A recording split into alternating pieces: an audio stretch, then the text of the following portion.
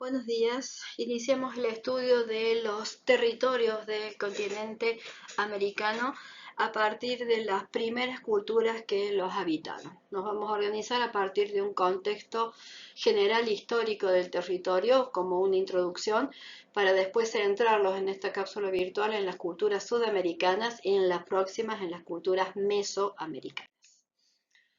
Para ubicar inicialmente estas culturas y de acuerdo a los arqueólogos, las podemos subdividir en tres grandes periodos de tiempo en esta línea quebrada que vamos a usar. En primera instancia, un periodo formativo de formación de las culturas, también denominado preclásico, entre el 3000 a.C. y el 200 después de Cristo, que contiene aquellas expresiones más antiguas sobre el territorio. Estos serían unos 30 siglos antes de Cristo, 3000 años antes de Cristo, o como los arqueólogos datan, 5000 años antes del presente.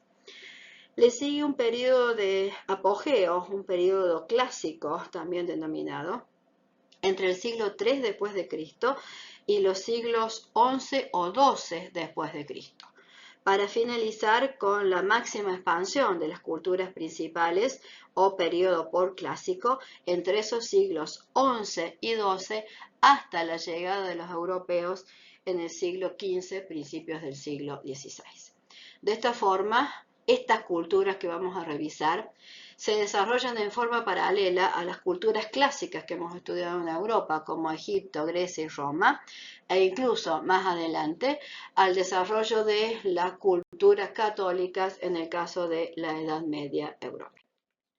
Podríamos continuar con las teorías de poblamiento de este territorio americano. La más tradicional, la más consensuada por los científicos, nos dice que el hombre llega al territorio americano a partir de Asia, cruzando por el estrecho de Bering en una época de glaciación, que recorre ese territorio de norte a sur y después regresa y se queda en aquellos territorios que les han sido más propicios, Mesoamérica, como nosotros les vamos a denominar el centro, y el actual territorio peruano en el caso de América del Sur. La siguiente teoría indica que el hombre pudo llegar a este continente americano a partir de la ruta del Pacífico sobre la costa peruana y la última desde el continente australiano por una ruta denominada Antártica hacia el sur del continente americano. De esta forma, sí tienen consenso en que hay poblamientos en este territorio con una antigüedad de unos 38.000 años antes del presente y que estas teorías han sido conformadas en las primeras décadas del siglo XX. En cuanto a cómo abordamos esta cultura desde el enfoque de esta cátedra, las antigüedades confirmadas por los arqueólogos en los estudios de finales del siglo XX nos permite situar a nuestras culturas en forma casi paralela a las que tradicionalmente nos han enseñado como las primeras culturas o las culturas iniciales de la civilización, por ejemplo las de Mesopotamia y Egipto. Situada siempre 5000 años antes del presente, en este caso la cultura caral tiene la misma datación, anterior incluso a la cultura olmeca en Mesoamérica, siempre considerada como las más antiguas dentro de este territorio. De esta forma, estas culturas tienen la misma antigüedad que las culturas europeas y nos permiten empezar el desarrollo casi en forma paralela. El cuadrito que ahora tienen en pantalla les ordena cómo los científicos, los arqueólogos han descrito la evolución de estas culturas en un periodo formativo, otro de apogeo y otro de expansión. Desde estos territorios mesoamericanos que les mencioné y sudamericanos que también les indiqué, tienen en los laterales las cronologías aproximadas de cómo estos periodos se dan en cada uno de esos dos territorios. Iniciando por un periodo formativo de formación de la cultura, donde se construyen los primeros estados regionales, hay cierta diferenciación social y también se dan los primeros espacios de culto. Le sigue un periodo de apogeo o clásico donde esos primeros estados se consolidan como estados hay una organización y una estratificación social más compleja y se construyen centros ceremoniales.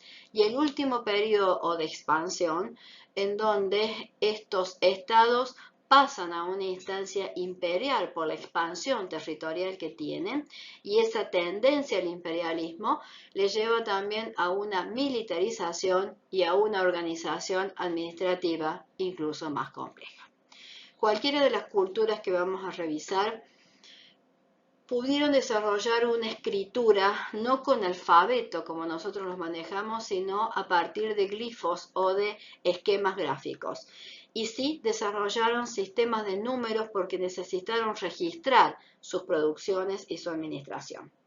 Observaron los astros y los aplicaron directamente a la agricultura en cada uno de los territorios y también conformaron a partir de ellos distintos tipos de calendarios. Dentro de estas culturas antiguas, dentro de estos territorios antiguos, vamos a iniciar con las culturas sudamericanas en esta cápsula y después vamos a terminar con las culturas mesoamericanas en la siguiente. Para este territorio sudamericano, lo primero que vamos a hacer es dividir a ese territorio en norte y sur a partir de la ubicación del Cusco aproximadamente, y en costa y norte por sus características geográficas. De esta forma obtengo costa norte, Andes norte, costa sur, Andes sur. Si se fijan ahora en la complejidad de la geografía en la que van a habitar estas culturas, lo podemos asociar a la ubicación definitiva de ellas. La cultura Tiahuanaco-Wari son las primeras que van a aparecer desde el centro hacia el norte y hacia el sur por la costa. Las que siguen es la cultura Chimú hacia la costa norte, y la última, que va a abarcar todo el territorio de norte a sur sobre costa y sobre Andes, es la cultura incaica.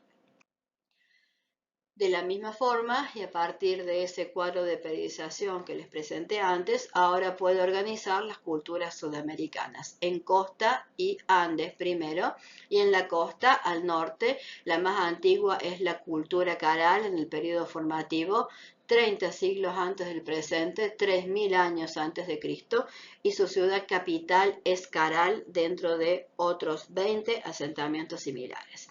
Le sigue en el mismo territorio, en el periodo de apogeo clásico, la cultura mochica, cuyo principal asentamiento es Moche y el siguiente es Lambayeque, y también sobre el mismo territorio la cultura Chimú, cuya capital es Chanchan, ya en el periodo final del apogeo. Mientras que en el sur y el medio voy a tener la cultura Paraca sustituida después por la cultura Nazca. Y si cambio a la zona de los Andes, hacia el norte, la más antigua es la cultura Chavín, y en el periodo del apogeo y del lado del territorio boliviano, la cultura Tiahuanaco con su capital Tiahuanaco, considerada como la más influyente dentro de las culturas del norte. Hacia finales, es decir, en el periodo de expansión, se va a desarrollar la cultura inca, que va a abarcar todo el territorio de sur a norte y de costa a Andes. Y sus principales ciudades van a ser Cusco, Machu Picchu, Pisac, entre otras, comunicadas todas por el camino del Inca y organizadas a través del sistema regional del Tahuantinsuyo. La primera cultura que vamos a ubicar sobre este territorio es la cultura Caral, 30 siglos antes de Cristo, 3000 años antes de Cristo, 5000 años antes del presente, como datan los arqueólogos. Ubicada sobre la costa al norte, a partir del valle del Supe y del río del mismo nombre, se desplaza o se desarrolla unos 40 kilómetros a partir de la costa.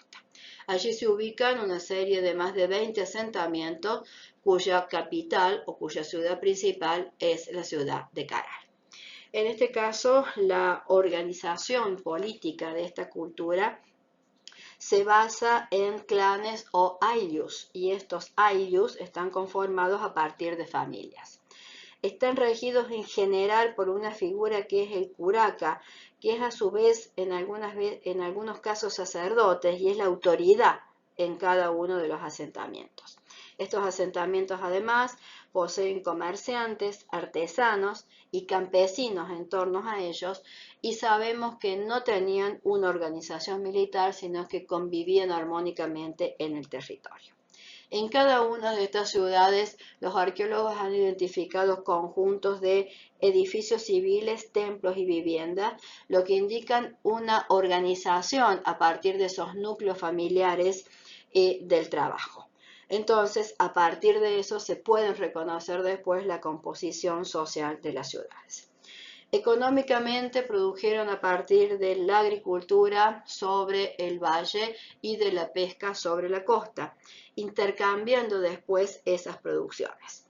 En el caso de la agricultura, además de todos los cereales, también produjeron algodón que aplicaron directamente a tejidos como los que tengo de este lado, para la vestimenta, para el registro, es decir, a través de los quipus más antiguos que conocemos, y también para estos elementos ornamentales que son llamados ojos de Dios, que pueden servir tanto de ornamento como de representación de jerarquía, como está indicado acá en este caso.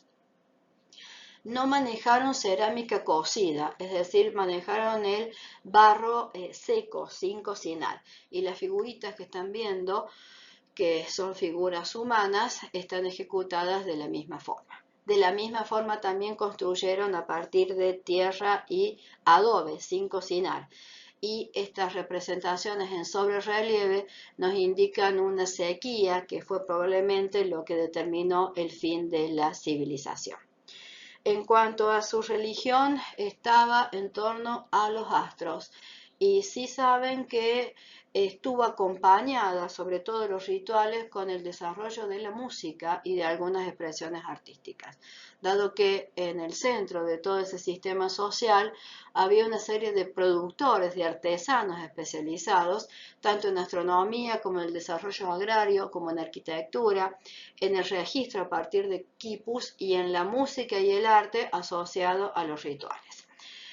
El encontrar flautas y que las flautas estuvieran ornamentadas indican la importancia de la música dentro de esta cultura. Generaron asentamientos, muchos de ellos monumentales, en los que se repiten las plazas circulares, y conjuntos de templos, de edificios civiles y de viviendas que tienen asociados algunos talleres. Toda esa arquitectura está construida a partir de adobes, piedras y terminaciones en esterillas de junco. Posiblemente el cambio climático, como mencioné, haya terminado con esta cultura. La siguiente cultura sobre el mismo territorio es la cultura moche o mochica, desde el centro por la costa hacia el norte. La cultura mochica ocupa los actuales territorios de Lambayeque y La Libertad en Perú. Políticamente se organizaron a través de señoríos militares, donde el señor era el que tenía el poder y podía ser sacerdote a la vez. Estaba acompañado por militares y por una nobleza, donde el que tenía mayor jerarquía era el militar. Le seguían los funcionarios, los artesanos y el pueblo agricultor. Entre los artesanos se van a destacar los orfebres, los ceramistas y los tejedores. Los orfebres en particular en toda la producción, en esta ornamentación en oro y en collares, en cuentas, que estaban destinadas a la vestimenta y al ajuar funerario del señor. El señor entonces quedaba recubierto de elementos de oro que cuando salía al espacio público lo hacían brillar, y estaba acompañado a su vez de sonido, porque usaba una especie de sonajeros, que son estos que tienen ahí, tanto en las manos como en la cintura y posiblemente también en ornamentos como narigueras, que es esa representación que tienen al medio. Trabajaron en este caso en plata, en cobre y en oro, y se destacaron también en la cerámica. Cerámica que era usada tanto para fines diarios como para los rituales. Estas cerámicas incluso son como documentos históricos porque van contando distintas actividades y hechos de la propia cultura, así también como reflejan la realidad del pueblo mochica. En este caso, además, estas vasijas, estos huacos, cuando los desplegamos en sus gráficos, nos muestran rituales religiosos o escenas de batalla, como estas en donde los soldados moches que han ganado, ahí tienen las masas, que después pasan a ser también elementos ornamentales de la arquitectura, llevan a los vencidos frente a su señor. Junto con este desarrollo en cuanto a la agricultura fue combinado con la pesca. La pesca la pudieron desarrollar a partir de la construcción de barcas de juncos que ellos denominaron caballitos de totoras. La numeración posible de esta cultura, los arqueólogos la definen a partir del uso de estos como frijolitos que tengo de este lado, que denominaron payares. La religión fue politeísta, se basó sobre todo en la adoración al sol y a la luna y a una serie de dioses que infundían o implicaban castigos. Estos dioses antropomorfos fueron los más destacados dentro de la cultura moche, en particular su dios creador denominado Ai-Apaec. Los espacios urbanos que generaron los moches relacionaron las viviendas con los espacios sagrados de las huacas y en general se ubicaban en valles y estas huacas rodeaban los conjuntos de viviendas, siempre construidos a partir de adobes y terminados con pinturas murales como las de Huaca Cortada, las de Cao, Zipán, El Brujo, la misma ciudad de Moche, que desaparecieron tanto por luchas internas como por algunos desastres naturales similares a los efectos del Niño. De esta cultura se puede destacar la vivienda que está representada en este caso a partir de estas vasijas rituales que tienen en la parte inferior, también en la superior, o de esos gráficos que encontramos en el desarrollo de las propias vasijas. En este caso, las viviendas siempre tienen una cubierta a dos aguas que se apoyan en muros exteriores y con horcones en la parte central. Este esquema de la vivienda se repite tanto en la cerámica que tengo en todos estos lados, como en los altares principales de las huacas sagradas. Ahí tienen cómo la vivienda está representada ahí, con una expansión incluso que en el caso de la vivienda doméstica es el espacio del trabajo del artesano.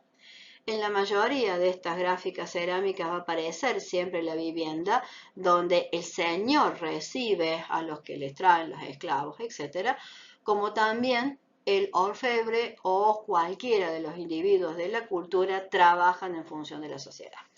Si se fijan en el medio, tienen reconstrucciones de estas viviendas que muestran cómo los dos techos a dos aguas de diferentes orientaciones se apoyan en los muros laterales, en esos horcones internos, y a su vez están orientadas específicamente para que el viento de la costa más frío se lleve toda la parte caliente de los techos y permite el ingreso de corrientes de vientos más frescas que permitan la vida en el interior, que es un modo de una vivienda sustentable en una distancia histórica considerable.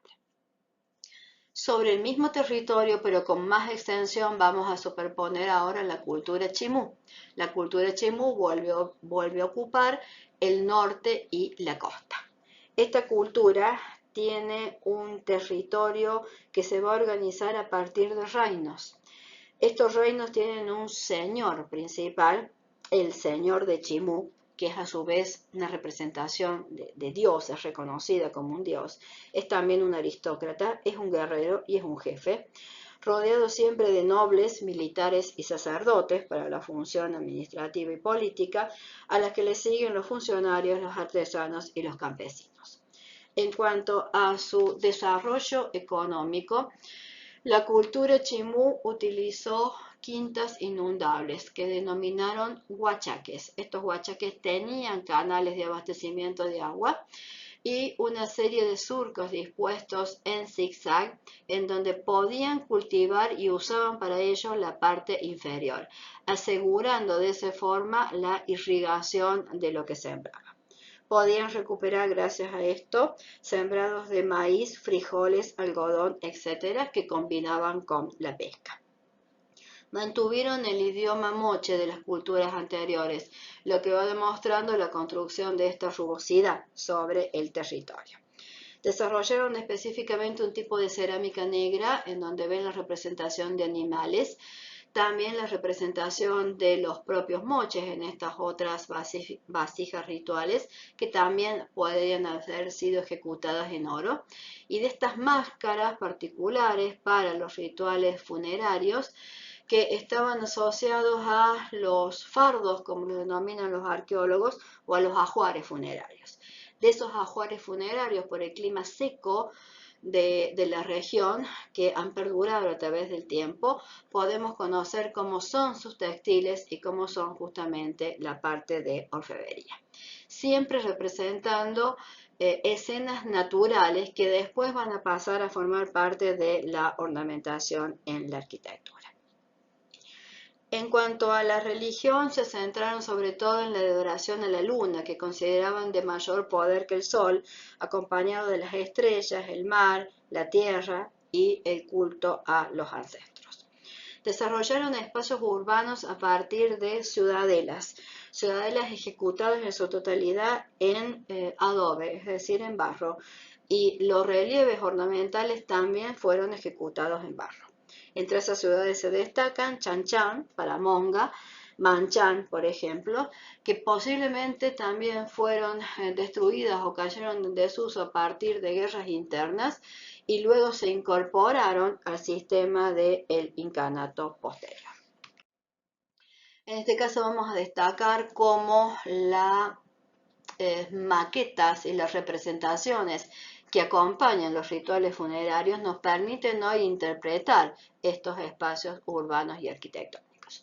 En pantalla tienen un palacio con figuras que representa un ritual funerario, donde tengo la ciudadela representada, una ciudadela que es amurallada y que está ornamentada a su vez con esos pescaditos tal cual está en la ciudadela real, que tienen el punto jerárquico en el centro del espacio de la plaza de la ciudadela, un esquema de vivienda similar a la moche que les mostré antes, donde se ubica el señor difunto, acompañados por aquellos servidores que les van a seguir a la otra vida, y estos otros personajes negros son los que están organizando en sí el ritual.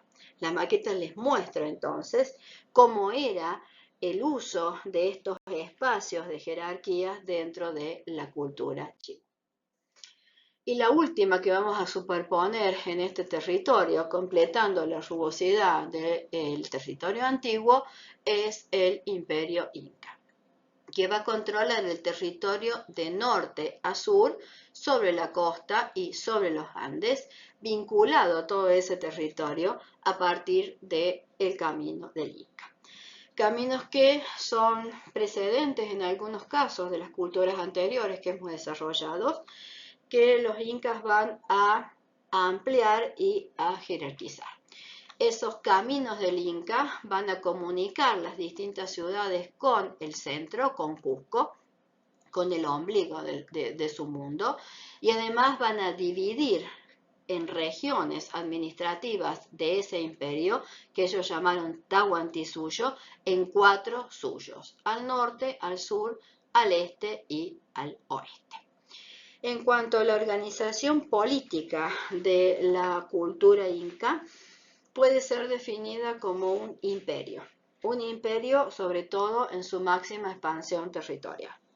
El que encabezaba ese imperio era el Sapa Inca, hijo directo de su dios, el Sol. Este Sapa Inca era el que tenía todo el poder, pero no lo usaba en su beneficio, sino que era el responsable del pueblo inca y el responsable de estructurar un estado de bienestar. El Sapa Inca, un dios, estaba rodeado por nobles y por un consejo que representaba a los 4 suyos que les mencioné antes, y que era acompañado después por los sacerdotes. El de mayor jerarquía entre los sacerdotes tenía prácticamente el mismo poder que el Sapa Inca. Le seguían los gobernadores de las provincias dentro de cada suyo y los funcionarios de la administración imperial que controlaban que todo el sistema funcionara. Y la base de todo eso era el Ayllu, una conformación de clanes familiares dirigidos por uno o dos curacas. En este sistema, esta base organizacional que era el curaca y el Ayllu era el que aseguraba que todo el resto del conjunto pudiera funcionar. Deberíamos mencionar acá que la propiedad de la tierra no era privada en el caso del Imperio Inca, sino que era comunal y que se repartía tanto la propiedad como la producción entre el sol, el Inca y el pueblo. Para que eso fuera factible, este sistema estaba estructurado a partir de ese Ayllu por 10, por 100 y por 1000. Y esa era la base de la organización de por 10, por 100 y por 1000, que les permitía disponer de diferentes escalas para ordenar y organizar de esta forma tanto el trabajo como el registro de las actividades como la producción. Porque el trabajo era considerado como una función social dentro del imperio y no trabajar estaba sancionado. El trabajo podía ser tanto comunitario como obligatorio y en ese caso se llamaba mitad y tenía como función mantener toda la estructura del imperio. En esta organización, estos funcionarios administrativos se ayudaban a partir de los quipus. Los quipus eran hilos de algodón que contenían una serie de nudos. Los nudos representaban números, pero también puede que representaran palabras y relatos. Por lo tanto, agrupados en estos quipus, estos son como el respaldo tanto administrativo como de la historia del propio sistema. Tuvieron un idioma, el quechua también, que permanece de las culturas anteriores. Y en cuanto a su economía, desarrollaron fundamentalmente la agricultura a partir de la construcción de andenerías, que le permitieron sobre todo el cultivo de papa y maíz. Controlado siempre esta producción por los funcionarios y transportados eventualmente a partir de estos camélidos que son las llamas, el guanaco y la vicuña. Tuvieron un desarrollo importante en cuanto a cerámica y en cuanto a orfebrería, sobre todo en oro, dado que el oro era la representación misma de su dios, el Inti. Si me refiero a su religión, los incas creían sobre todo en su dios creador, Viracocha, Huiracocha, Huiracocha o Huiracucha, como se pronuncie. Era el creador del mundo y de sus criaturas y tenía como compañera la Pachamama, que era la que le daba al hombre todo lo que provenía del mundo material y natural y que el hombre debía usar responsablemente. El hijo de ambos era Inti, era el dios del sol y el siervo de este Viracocha, y su esposa era la Mamaquilla, es decir, la diosa lunar. También había otros dioses como la diosa del mar, Pachacamac, que era el dios de los terremotos, y una serie de apus, que eran espíritus que acompañaban domésticamente a los incas. El hijo del Inti era el Inca, el que lo representaba entre los hombres, y entre ellos el primero de todos fue Manco Cápac. Los incas entendían a su mundo a partir de tres espacios: el mundo de arriba asociado al águila, el mundo presente o terrenal asociado al jaguar y un mundo de abajo, un inframundo asociado a la serpiente. Y esta representación está en una de las placas de oro que revestían el templo principal de Cusco, que era el Coricancha. En contraposición a todo lo anterior, los incas también creían en un diablo o en un dios demonio originario al que ellos llamaban Supay. En cuanto a la estructuración de ese territorio, hemos mencionado el Camino del Inca, camino que por la costa y por el Andes de norte a sur se desarrolló a partir de 5.200 kilómetros y más los caminos transversales y otros caminos internos, alcanzó una red de 20.000 kilómetros. En este caso, los caminos estaban jalonados, marcados por una serie de tambos que permitían el recambio de los chasquis que llevaban los mensajes verbalmente y también podrían llevar algún producto para el Inca, y que demoraban tan solo entre un extremo del imperio y su capital, el centro Cusco, no más de 15 días y a veces menos. El camino del Inca propiamente dicho no era solamente un camino, sino que para salvar cualquier accidente geográfico también disponían de escaleras y de puentes, y en un ancho variable entre 1,5 y 3 metros en la amplitud total del camino, siempre construido y consolidado a partir de piedras. Y finalmente, lo más destacable quizás para el pueblo inca, además del camino del Inca que tienen en pantalla, es su forma de producción a partir de andenes. ¿Qué es un andén? Un sistema de cultivo que se genera a partir de un muro de contención en piedra.